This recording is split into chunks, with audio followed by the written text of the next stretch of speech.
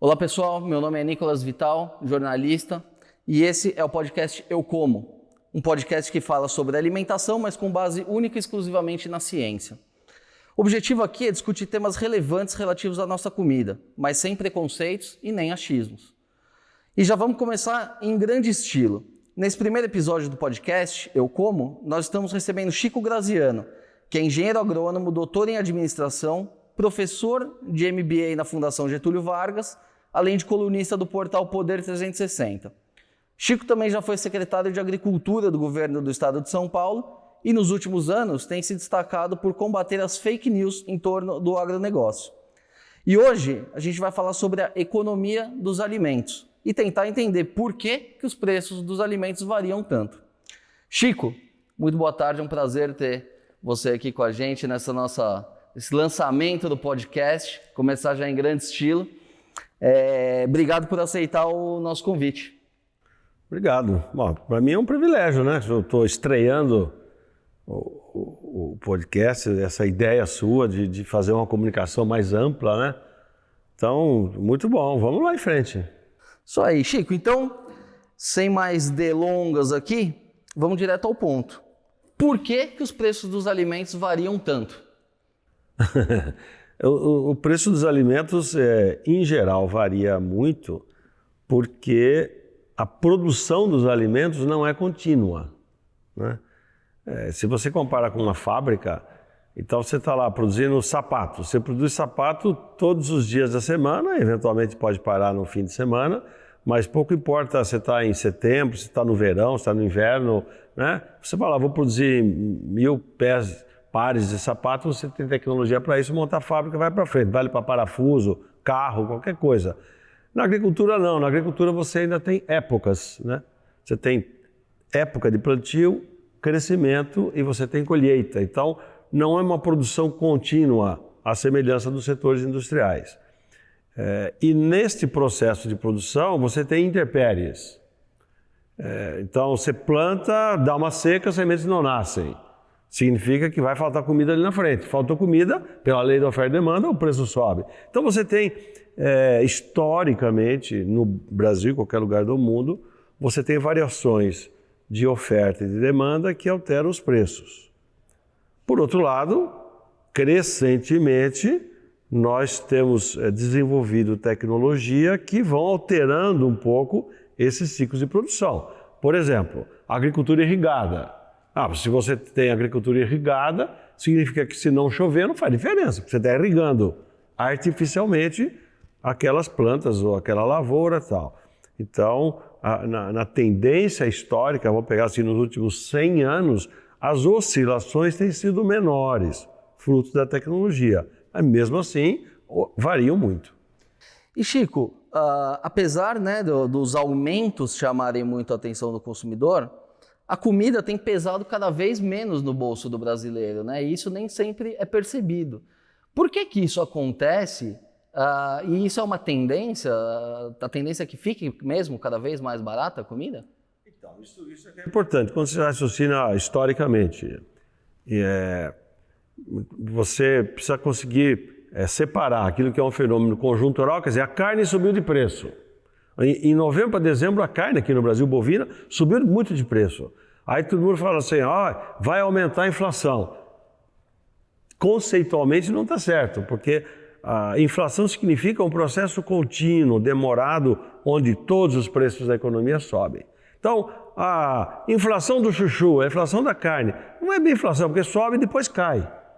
Como a carne já caiu, já teve inflação do tomate.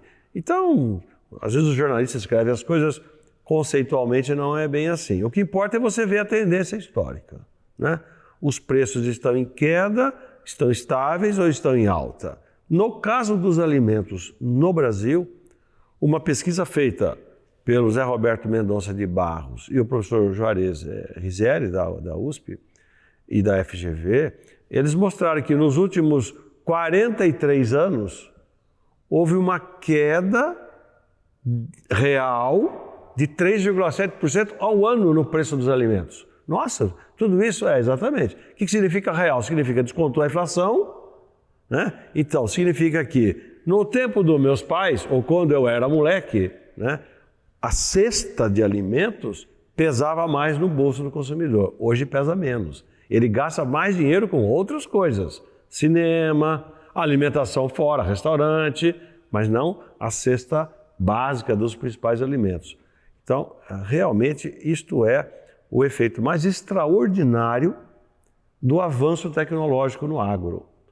Quer dizer, quanto mais tecnologia você tem desenvolvido, mais nós temos produzido por área, ou seja, a produtividade das nossas lavouras, criações, etc., está aumentando. Isso em economia faz com que custos sejam divididos por uma produção maior, você tem redução de custos fixos e você tem uma tendência de queda. Isso é extraordinário. E a tendência é que siga baixando esse preço. Conforme visto em todos os países do mundo, é o que tem acontecido. Por exemplo, nos Estados Unidos e nos países ricos, tanto quanto os Estados Unidos, a média, né? A alimentação pesa 10% no nível de vida, nos dispêndios de uma família. Então, daquilo que ela gasta, na média, nos países ricos, 10%, 12% é alimentação. Nos países mais pobres, é 30%, 40%. E nas famílias pobres, é 50%, 60%. Então, há uma tendência, né, de famílias mais ricas, de países mais ricos, fruto do movimento da economia, da sociedade, fazer isso com que os alimentos sejam proporcionalmente menos dispendiosos no consumo das famílias. Significa que sobra dinheiro para fazer outras coisas que não seja apenas viver do ponto de vista nutricional. E Chico, a gente está vivendo um momento aí de coronavírus, um grande pânico aí nos mercados. Isso pode impactar de alguma forma a produção de alimentos no Brasil e, consequentemente, o preço dos alimentos aqui? Nicolas, não dá para saber ainda. Eu diria, pode, porque a sociedade hoje ela tem uns movimentos que são chamados de manada, ou são fenômenos que não são bem econômicos, são mais psicossociais, que fazem com que consumidores ou investidores tomem decisões que não são aquelas esperadas.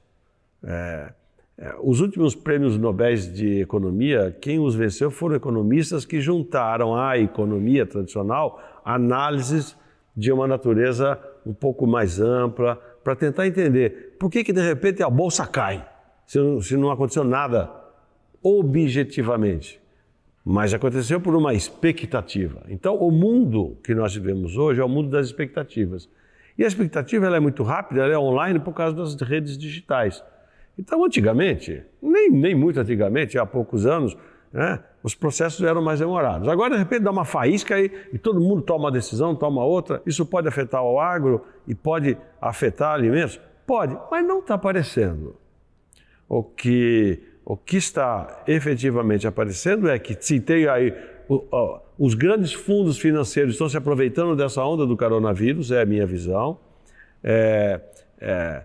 A guerra do petróleo entre a Rússia e a Arábia Saudita, especialmente, derrubou os preços. Isso afetou todos os mercados do mundo. Isso daí está trazendo turbulência, mas quando você olha assim, daqui 2, 3 meses pode passar tudo. Não significa que o mundo vai acabar por causa disso, nem que os alimentos vão ter qualquer efeito mais grave para o consumidor. Chico, e voltando agora para a questão da tecnologia, né, que você disse. Qual foi a importância de tecnologias adotadas pelo Brasil nas últimas décadas, como os transgênicos, os pesticidas, os fertilizantes para esse processo? Esses produtos são muito mal vistos pela população, mas elas talvez não perceberam ainda que são benéficas para elas, né? É um problema de percepção? A população tem razão em temer esses produtos? Qual que é a tua visão sobre essas tecnologias? Não, eu quase que vou discordar de você na origem, porque não é que a população não gosta. Uma parte da elite da população critica transgênicos, tem medo de agrotóxicos, fala que tem que parar de comer carne, mas isso aí é uma elite de uma elite, não é a população, não é o povo. O povo está se beneficiando, porque está comendo um churrasco de picanha, coisa que ele nunca fez. Como é que ele consegue comer hoje um churrasco de picanha, coisa que era só rico que comia? Porque houve um efeito de produtividade, um efeito de tecnologia, né? Eu sou formado há 40 anos, na melhor escola de agronomia do Brasil, que é em Piracicaba. Quando eu me formei, ninguém falava em adubar pastagens. Não se adubava pastagens para o gado, adubava lavouras. E olha lá, hoje ninguém faz pecuária bem feita se não adubar pastagem, entendeu? Então, fertilizantes passaram a ser essenciais e eles garantem um nível de produtividade, você joga lá para cima. Claro, você está usando uma pastagem 10, 20, 30, 40 anos sem devolver para o solo nutrientes, vai ficando cada vez mais de baixa produtividade, pastagens degradadas, etc. Então, de uns 15, 20 anos para cá, a revolução tecnológica é muito grande, né? Defensivos agrícolas, a mesma coisa. A pessoa fala agrotóxicos. Nós, os agrônomos, não gostamos desse termo, agrotóxico. Parece que ele já é feio de origem, né? São defensivos agrícolas. O mundo inteiro chama de pesticidas, né? Mas aqui, também pode chamar do jeito que quiser. O fato é o seguinte, sem esses insumos, nós não conseguiríamos produzir o nível que nós estamos produzindo. Ah, mas por que não faz, todo mundo pode fazer agricultura orgânica? Pode, mas vai produzir lá embaixo e o custo vai ser o dobro. E quem que paga a conta? Vai falar para o pobre lá, você vai comprar aquela batatinha feinha assim, o preço do dobro, ele vai falar, que isso, cara, eu quero comer uma batata bonita. Essa batata bonita e gostosa precisa de fertilizantes, precisa de defensivos agrícolas, né? E, mais recentemente, variedades geneticamente modificadas. Quer dizer, a engenharia genética tem sido uma forma extraordinária de desenvolver plantas, animais, mas também na medicina, né? Técnicas que não se pensava antes. Você fazia melhoramento genético clássico.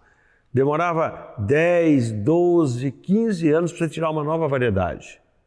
Hoje, com a engenharia genética, você tira em 1 ano, né?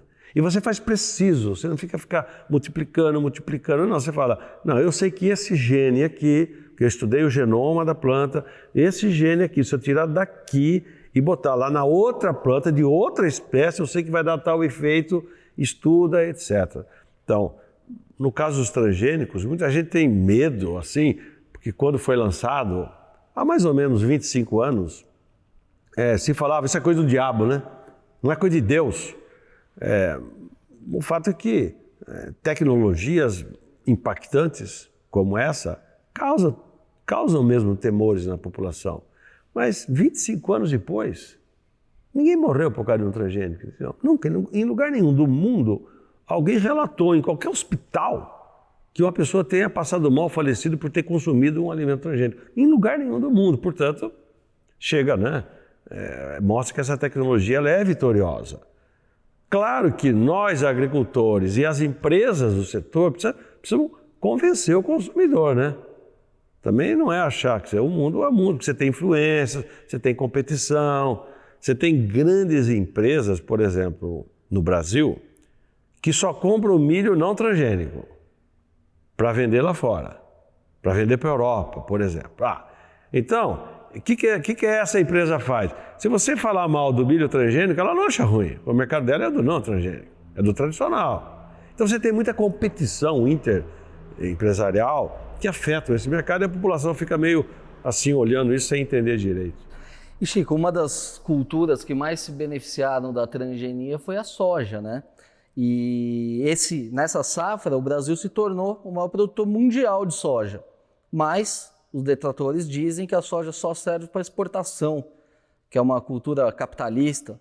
Só que eles se esquecem que hoje, se o Brasil tem uma proteína barata, é por causa da soja. Como é que você vê isso? E explica um pouquinho para que serve a soja. É só para o tofu ou dá para fazer mais coisa com soja? Existe também no mundo do agro, pensando em comunicação, eu estava falando antes em marketing, existe uma influência relativamente importante de uma guerra ideológica entre as pessoas que são politicamente de esquerda, o pessoal do PT, do PSOL, esse pessoal da esquerda, que criticam o agronegócio como se o agronegócio fosse só coisa de rico E no ponto de vista deles, nós devíamos fazer só agricultura com agricultura familiar. Ou é fazer reforma agrária, pegar todas as terras, distribuir todo mundo e fazer agricultura de pequenininho. Então existe uma disputa antiga, né, sobre esse tema. A soja foi envolvida nessa disputa. Por quê? Como o Brasil deu muito certo com a soja, o Brasil não produzia soja. Vou falar de novo, quando eu me formei, o Brasil não produzia soja, faz 40 anos. Como não? Não produzia soja. A soja é uma lavoura recentemente introduzida, adaptada para as condições brasileiras pelas Embrapas da vida, né? E essa lavoura foi tropicalizada e o Brasil realmente se tornou o maior produtor mundial, mais que os Estados Unidos e mais que a China, porque a soja é originária da China. Ninguém sabe disso. E a China produz quase nada de soja, né? É curioso. Então a soja foi enfiada nessa polêmica. Soja é coisa de rico. Não. Só que, se não fosse a soja, você não tinha óleo de soja. Então, eu, quando falo sobre isso, eu ensino para meus alunos, ou quando falo com vocês, quem é rico, quando eu falo aquela elite da elite, que fica umas conversas fiadas assim, ele usa óleo de canola, óleo de girassol, que são melhores, mas custam o dobro ou o triplo do óleo de soja, porque o povo cozinha com óleo de soja. Então, quando eu falo, a soja é um produto de exportação, mais ou menos. É verdade, o Brasil exporta 60% do grão de soja que colheu, 60% vai embora, mas 40% fica aqui, moe, tira o óleo de soja, e quando tira o óleo fica o farelo. O farelo da soja faz o que com o farelo de soja? Vai para ração. Ração de frango, ração de galinha para botar ovo, ração de suínos, né? A ração de vaca para tirar leite. Então, a grande parte da ração brasileira de animais vem do farelo da soja. Então, se o fulano está ali no domingo comendo um frango com macarronada, se não fosse a soja, ele não estava comendo aquele frango, entendeu? Não é só soja. Às vezes tem farelo de milho, tem farelo de algodão, tem componentes da ração, mas a soja é o principal deles, porque a soja tem muita proteína. Não é à toa que tem o tofu. O tofu, que é o queijo da soja, é muito proteico, né? É um alimento extraordinário. Então, ao invés de ficar falando mal da soja, nós devemos abençoar, né? Que a soja é uma lavoura, é uma espécie cultivada que foi muito bem no Brasil. Chico, você falou que tem dessa parcela da população que critica as monoculturas e gostariam que o Brasil se tornasse uma agricultura mais rudimentar, com pequenos produtores. E as pequenas culturas não precisam de tecnologia? Não, é que tá. Mas eles não pensam nisso. É que eles têm uma visão idealizada, utópica, de que você tem o grande, que você tem o pequeno, que produz lá. Só que ninguém foi lá carpir. Vai lá carpir. Então você pega o agricultor e está carpindo. Para de usar herbicida. Para de usar herbicida, vai usar enxada. Pega o cabo de uma enxada e carpe um dia para você ver. Então, é interessante. Essas pessoas é como se imaginassem que o mundo vai andar para trás. Só que eles não querem andar para trás.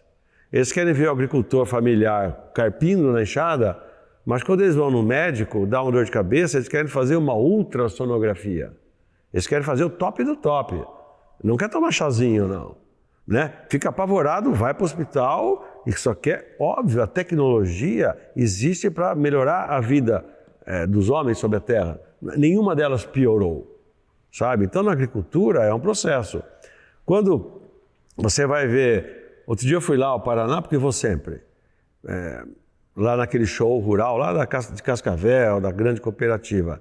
Todos aqueles caras que entram lá, não é todos, 95% são pequenos agricultores familiares. Mas eles são altamente tecnificados. Então, eles são pequenos, eles são familiares, mas eles são top de tecnologia. Tanto que a produção de arroz, feijão, também teve essas culturas também tiveram um crescimento de produtividade excepcional, né, nas últimas décadas. O feijão, então, está passando por uma revolução. O arroz nem se fala, é extraordinário, fruto de tecnologia. Você imaginar que você vai voltar ao passado, porque nós temos que ter produção camponesa. Então você pega aí uns chefes de cozinha que cozinham para os ricos. Você come um pratico desse tamanho assim, custa uma fortuna. Isso aqui vem lá do camponês, do agricultor, que ele produz só um pouquinho. para esse nicho tudo bem, você vende a R$300 uma janta, né? Então, a gente fala assim, né, em economia, são nichos de mercado. Existe esse nicho de mercado. Lá no sul da Itália, eu estive lá outro tempo, porque eu sou italiano, então existe um pessoal lá que faz um movimento com as variedades antigas de trigo. Então faz pão com a variedade de trigo que nem existe mais. Ela produz, ela não recebeu tecnologia, ela ficou para trás. Mas o trigo tem aquele gosto de 300 anos atrás. Ah, que pão gostoso esse aqui. Mas agricultor não produz aquilo lá. Você produz para vender para mim, que sou um turista, fui lá, paguei, sei lá, R$100 um pãozinho daquele. Eu gostei, sabe? É um nicho para turismo, é um nicho para quem faz o slow food, né? Fica comendo devagar, toma um vinho, né? Um vinho custa lá uma graninha também. Então, tem nichos de mercado. É uma ideologia que custa caro. Né? Agora, falar em alimentação, né?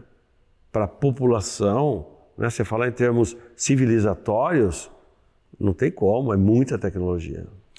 E Chico, a gente sabe que isso é uma coisa que nunca vai acontecer, né? Mas as pessoas ficam lutando, vamos banir os agrotóxicos, vamos banir todas as tecnologias. O que aconteceria se amanhã realmente essas tecnologias fossem suspensas? Eu digo para meus alunos o seguinte, olha, se desse ano agora para o ano que vem, você proibisse usar defensivo agrícola, o efeito seria o seguinte, no primeiro ano morreriam mais ou menos 1 bilhão de pessoas de fome. No segundo ano, mais uns 2 bilhões. E a população da Terra poderia voltar a ser estabilizada no nível de tecnologia abaixo por volta de 4 bilhões de pessoas. Lembra daquele filme? É o efeito Thanos. Metade da população desapareceria. Essa que é a verdade. Agora, mas e no futuro? Bom, no futuro pode ser, porque nós estamos vendo muitas tecnologias biológicas aparecendo. Pode ser que no futuro o avanço tecnológico, o uso da engenharia genética desenvolva, por exemplo, eu posso desenvolver pela engenharia genética, vamos dizer assim, um inseto que mata outros insetos.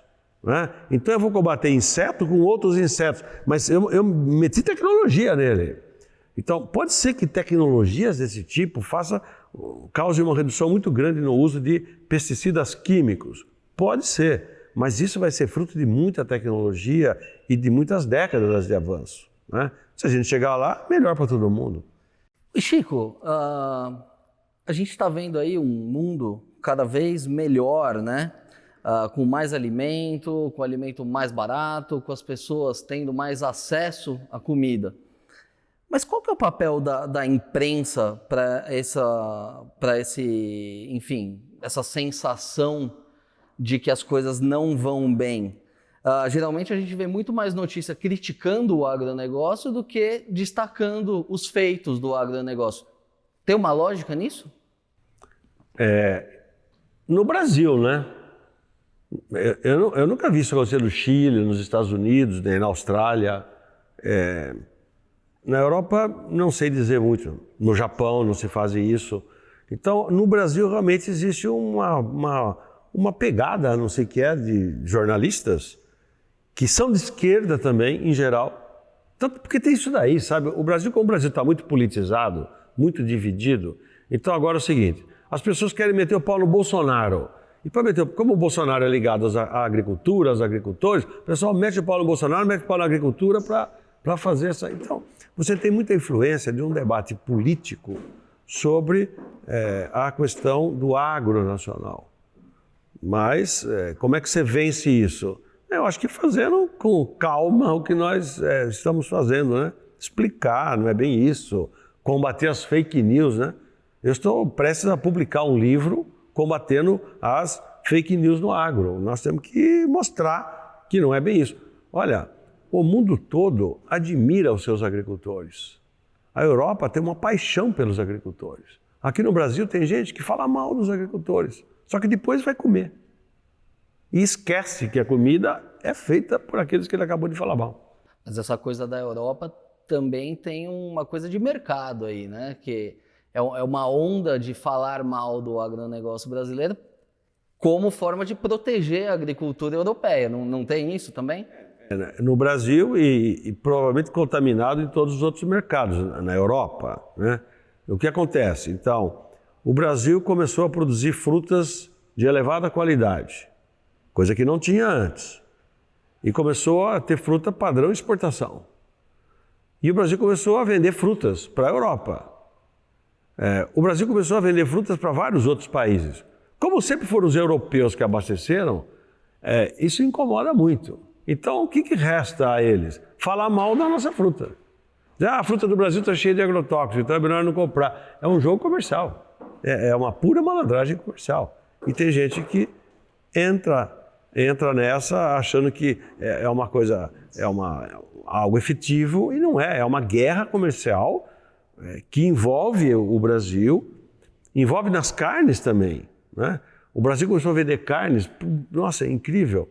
A carne brasileira, e agora a carne suína, né? A carne de frango, a carne bovina e agora a carne suína do Brasil também estão muito competitivas, porque são de boa qualidade e têm preço mais barato comparado com os concorrentes. Se você é uma empresa lá da Austrália que vendia carne para o Japão e para outros mercados faz 30 anos, de repente vê uma empresa que você não sabe de onde é do Brasil vendendo carne, o que você vai fazer? Bater nela. Cuidado com essa carne aí, veja direito. Isso aí é carne da Amazônia, estão desmatando a Amazônia. Entendeu? É uma guerra comercial. E a questão dos artistas que se mobilizam contra o agro?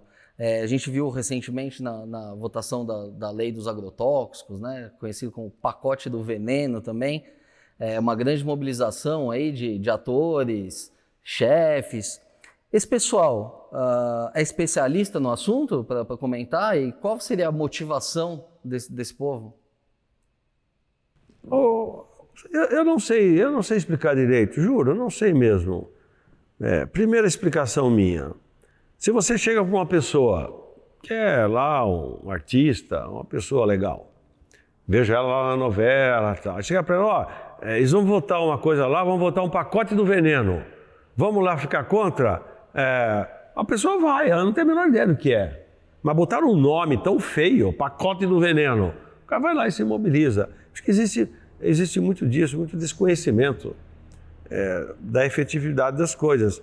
E, em geral, patrocinado pelos partidos de esquerda. Então, eu fui, há um tempo atrás, lá no Congresso, porque eu já fui deputado federal também, eu entendo um pouco desse assunto. Então, eu fui lá no Congresso discutir o tal do pacote do veneno. O projeto que quer modernizar o registro de defensivos agrícolas no Brasil. Muito bem. Então, estava lá uma dessas artistas. Quem que apresentou ela? A líder do PSOL, que é uma deputada, ou senadora, acho que é deputada lá do Rio de Janeiro. Está aqui, nós trouxemos para cá. Aí eu fiquei pensando, por que esse pessoal tem a ver com o PSOL, né? O PSOL é um partido assim, a esquerda da esquerda da esquerda, né? Mas, enfim, acho que temos que ter paciência, Nicolas. Fazer o quê, né? E, Chico, em uma coluna recente no Poder 360, você citou o escritor Matt Ridley, que é o autor do livro O Otimista Racional. Eu já li esse livro e ele é muito bom, realmente fica a dica. Segundo ele, a humanidade nunca esteve tão bem. Por que a gente sempre tem essa tendência de achar que as coisas vão mal? A gente quem, né? Esse livro é extraordinário, vou repetir. O Otimista Racional é um livro que todo mundo deveria ler. Ele conta a história da humanidade do ponto de vista otimista. E mostra exatamente isso. Nada piorou no mundo. Mas está cheio de problema ecológico. Era muito pior. Vou pegar um dado, porque eu fui secretário de Meio Ambiente aqui de São Paulo também, do estado de São Paulo. O que eu aprendi? Que nos anos de 1970, a poluição atmosférica de São Paulo era muito pior do que é hoje. Então, São Paulo a poluição. Mas era muito pior. Melhorou como? Filtros, etanol, né? Melhorou a gasolina e óleo diesel, tirou enxofre dos combustíveis fósseis, etc. Então, a tecnologia e a sociedade vão para frente. Tem gente que fica olhando para trás. Eu chamo os catastrofistas, né? Quando eu vejo um cara com um raciocínio catastrófico, está tudo acabado, eu falo, não vai acabar, desculpa, não vai acabar o mundo. um dia talvez sim a civilização vai desaparecer. Dizem que daqui não sei quantos milhões de anos, porque um asteroide vai trombar com a Terra e nós vamos ser extintos. Os dinossauros já foram também, faz 70 milhões de anos. Se a gente viver 70 milhões de anos a mais, nossa senhora, tá bom demais, né? Depende, nós vamos colonizar outros planetas, etc. Ou vão nos colonizar, também não sei. Então, por parte de alguns, há uma certa tendência de achar que as coisas não vão bem. Mas, Nicolas, vou falar sobre algo que até é chato. Muita gente é depressiva no mundo de hoje. Você tem muita gente angustiada com os padrões da civilização. Quanto mais a sociedade evolui, mais gente se suicida. Jovens, eu não entendo direito isso, mas eu sei que existe. Então, existe para alguns um sentimento de opressão que, de repente, é incrível falar isso. Antigamente, na época dos meus avós, né, você, para vir de Araras para São Paulo, demorava 3 dias. Hoje você faz em 1h40. Né? Então, a vida antes era muito pior do que hoje. Mas tem muita gente que é mais triste hoje do que na época dos meus avós. Não sei explicar por quê. E Chico, você citou essa questão do meio ambiente também. As pessoas também não percebem que essas tecnologias adotadas pelo agronegócio também contribuíram para a sustentabilidade ambiental. Porque se você consegue uma produtividade maior, você demanda menos áreas para produção. Então, uma coisa que é muito engraçado, que eu vejo, é gente que defende a Amazônia, mas também é contra as tecnologias. Isso não faz nenhum sentido, né? Isso já foi medido por gente da Embrapa, pessoas sérias, pesquisadores, chamando um efeito de preservação florestal devido à intensificação tecnológica. Quer dizer, repetindo, a intensificação tecnológica no agro preservou florestas. E se não tivesse aumentado a produtividade, a gente tinha que ter expandido mais. Né? Então, eu digo, nesse caso, com conhecimento de causa, nós estamos no limiar de terminar o desmatamento, no Brasil e no mundo. Eu sinceramente, acho que mais uma década se passará até que todas as fronteiras sejam ocupadas e seja preservado o que é possível preservar. Mesmo assim, o planeta terá mantido talvez perto de 35% das suas áreas naturais, o que não é pouco, né? Com 7 bilhões e meio, ou daqui a pouco com 9 bilhões de habitantes. Então, nós ainda teremos preservado muitas áreas, exatamente porque nós estamos produzindo muito, né? No mesmo local. E no Brasil, cerca de 66%, né, de acordo com a Embrapa. As florestas? E as matas nativas, sim, né? As matas nativas hoje, segundo a Embrapa, ainda são 66% do território. Então vamos imaginar que você vai desmatar mais um pouco ainda, vai parar a agricultura e as cidades ocupando 40% e o Pedro Álvares Cabral ficando com 60% ainda. Tá bom, né? Tá ótimo. E Chico, nessa era da pós-verdade, né, que a gente estava conversando, você vai até lançar o teu livro em breve, as pessoas elas não se preocupam mais em buscar o outro lado da história? Hoje a gente tem acesso a tanta informação e aí hoje as pessoas não se preocupam mais. Você quer comentar alguma coisa sobre o teu livro também? Alguma coisa que você acha interessante sobre esse assunto? Ô Nicolas, é o que nós estamos vendo, né? A minha geração, eu diria, era mais aplicada, estudava mais, lia muito mais. Então hoje, eu sou twitteiro, né? Então hoje eu escrevo minha coluna aqui, enfim, vou dizer, se fosse em página, daria 2 páginas e meia é o tamanho da minha coluna. Ou seja, é uma merrequica assim. Eu tuito. O cara comenta o meu tweet sem ter lido a matéria, porque eu indexo lá, ele tem preguiça até de clicar, ler. Não, ele vai lá e me faz um comentário que eu olho o comentário e ele fala: o filho da mãe nem leu o meu artigo, tem 2 páginas. É preguiça intelectual? O que é isso? Não sei. Então, tudo hoje é muito rápido, né? Muito fugaz. Então, é o mundo que nós estamos vivendo. Vamos enfrentar, né? Fazer o quê? Chico, já entrando aqui na nossa reta final, como é que você vê a agricultura no Brasil hoje? Ainda dá para a gente melhorar? Onde que dá para melhorar? E o Brasil realmente vai confirmar esse título de celeiro do mundo que foi atribuído ao país nos últimos anos? Não, nos últimos anos não. Quando eu me formei já se falava que o Brasil ia ser o celeiro do mundo. E quem falava isso estava certo, né? Há 40 anos o Brasil não produzia no Cerrado. No Cerrado quer dizer no Centro-Oeste. Mato Grosso, o que tinha no Mato Grosso em 1970? Mato Grosso era lugar de onça, lugar onde a gente ia pescar, índio, né? O Mato Grosso não era nada do ponto de vista produtivo. Hoje, sozinho o Mato Grosso produz 27% dos grãos do Brasil. Da safra de grãos do Brasil, sozinho, é o Mato Grosso. Nossa Senhora! E o Mato Grosso preserva 65% do seu território com cobertura vegetal nativa. Ainda tem o Pantanal, etc. Então, a ocupação dos cerrados, coisa que ninguém imaginava nos anos 50, 60, nem nos anos 70 começou a se falar em tecnologia para aproveitar as áreas do cerrado. O que esse processo histórico indica? Nós vamos crescer ainda muito mais. Porque muitas áreas do Nordeste são produtivas e estão pouco produtivas ainda. O que precisa no Nordeste, porém? Irrigação. Então, a irrigação no Brasil vai crescer, está crescendo, vai crescer mais, né? Nós vamos ainda ocupar algumas áreas férteis, produtivas, e a tecnologia está fazendo assim, subindo. Ou seja, o Brasil tem um potencial em todos os setores. O Brasil era, nos anos 60, um grande importador de alimentos. Não alimentaria isso aqui sem importar. Hoje o Brasil importa o quê? Trigo. Basicamente o Brasil é dependente de trigo. O resto importa, mas exporta ao mesmo tempo. Importa salmão do Chile, mas também exporta tilápia, tá? Dependendo das circunstâncias. E eu vejo um potencial enorme. Veja, a floricultura do Brasil tem o nome do potencial. Flores, você tem que importar rosas da Colômbia. Hoje as rosas produzidas lá no Ceará são melhores que as da Colômbia. O Brasil exporta muitas flores. E vai exportar muito mais ainda. Então não só um celeiro do mundo, o agro nacional, né, brasileiro, verde e amarelo,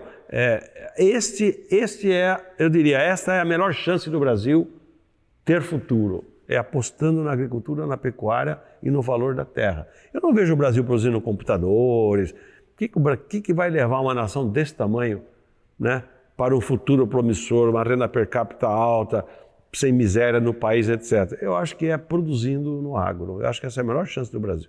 Isso sem contar que a grande maioria dos produtores brasileiros, né, são mais de 5 milhões de propriedades rurais, eles ainda são muito pouco tecnificados na média, né? A gente tem produtores no topo que produzem mais do que os americanos, mas a base da pirâmide, com um pouco de tecnologia, ainda pode dar um grande salto, né? Sim, basta ter mercado, né? Porque não é só no agro, em qualquer lugar, em qualquer ramo. Se você não tiver mercado, não adianta produzir.